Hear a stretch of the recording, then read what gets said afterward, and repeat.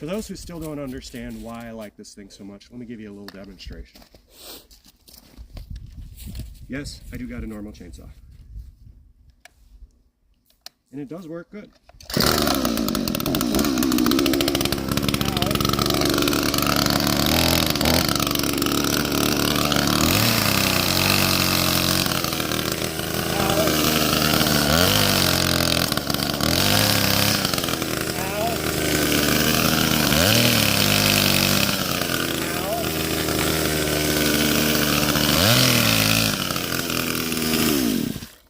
Versus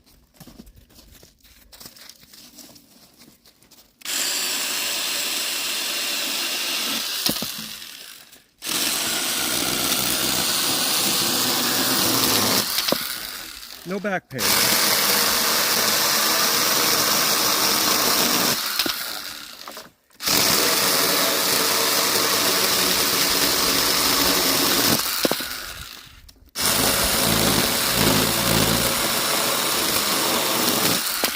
But I would say that I definitely have one of these around for anything bigger like that over there.